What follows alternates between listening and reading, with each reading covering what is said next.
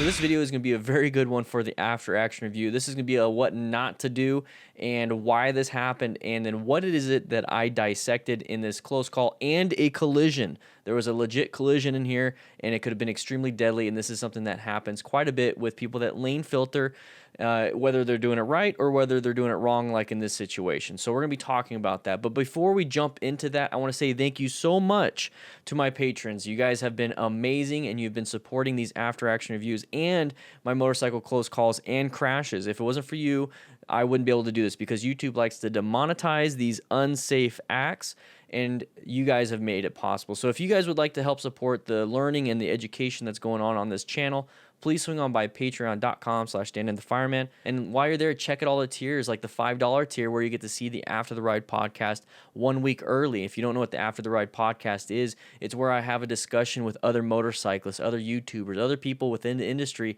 and we discuss motorcycling and then their opinions on certain things. I recently talked to Jerry Palladino from Ride Like a Pro, so that video actually came out today, but I talked to Yami Noob, Chase on Two Wheels, Walt Terrific, Connor FXDB, and a bunch of other people out there. So if you would like to support the channel and see these things early, swing on by patreon.com/DanDanTheFireman. Link will be in the description. But we're going to go ahead and jump into this, because that's why we're here. We're here to learn why this happened and how this happened. So right here, this is going to be more of a lane filtering situation. I talked about lane filtering in last week's live stream, and I talked about how you start adding in new scary hazards, new crash factors, all these different things while you're lane filtering for what? A convenience, or what's the real reason? You know, don't want to get rear-ended. So that's going to be somewhat the issue here, is that you don't have an escape route to the left or the right when you lane filter. As you can see, you have a vehicle and a curb.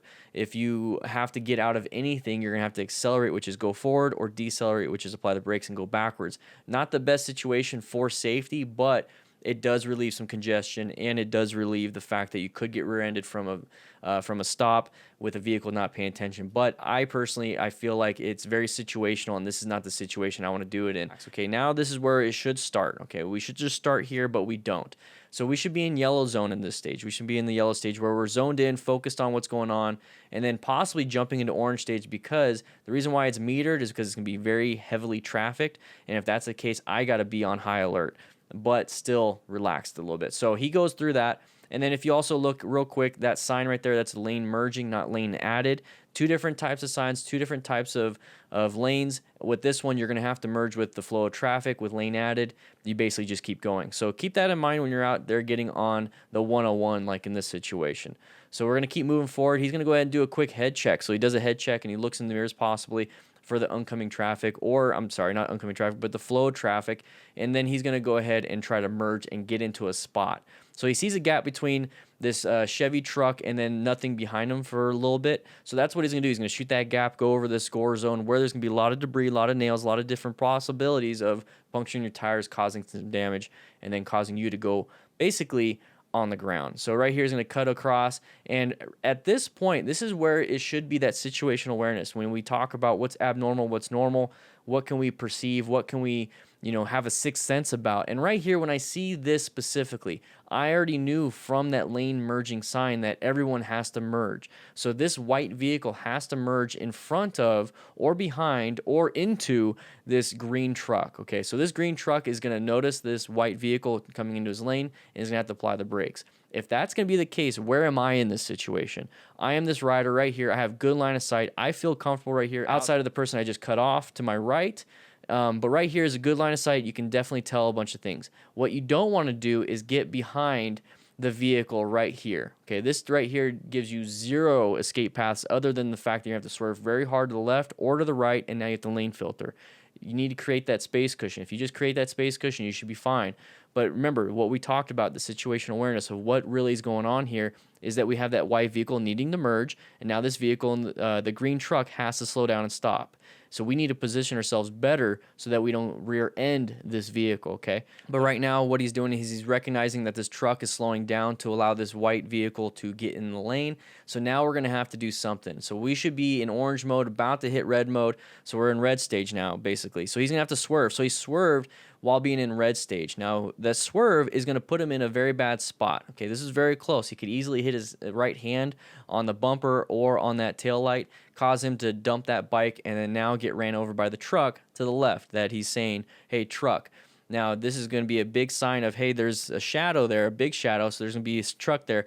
But we had to do some type of evasive maneuver to get around this truck because we put ourselves in that situation. So now that we had to swerve, it's technically swerving into a lane filtering position. If there was no vehicles like this truck was here, you could have swerved into this lane, but we just put ourselves in a terrible position. We're having to, swerve into a lane filtering, very small box, very small area where we have to be super precise so we don't get hit by other vehicles.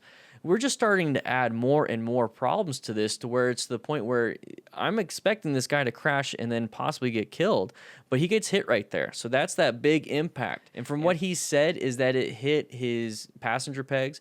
And if you look at the original video, please guys, do not go over there to talk crap. We're not here for that. We're here to learn. But if you go to the original video, you're going to see a longer form video where there's going to be a lot of mistakes, a lot of everything that's going wrong. And the point is that his mindset is not in the right spot. Okay, impatience led him to each and every one of these things. But then when you get hit like this, he got very lucky that he didn't dump the bike and then have his head roll underneath that tire over there on the left. Quite easily could have happened. I've seen it. So he got hit, and now he put himself in another situation. It's like, okay, I just got in front of the truck, and I just got hit by this other truck. Now I got to dodge this white vehicle. So what he does is he barely dodges that white vehicle because that person could have easily swerved left to get into the lane if they had to. And now we're just going to accelerate. We've got a nice open spot. We should just stay here, not do anything more. But what he does is he's going to go ahead and cut off this vehicle to the left, and then he's going to jump all the way to the left, which is typically going to be the faster traffic, so he's able to get in and around it. So all of this was an impatience thing. And this is one of the biggest problems I have with riders, is that you are very impatient. And I shouldn't say you, a lot of us are very impatient, okay? A lot of us are very impatient, and then that dictates how we ride, when we ride, all these different things, okay? So if you're impatient, that's one thing, but then if you allow that to override your safety, then you start having massive amount of problems.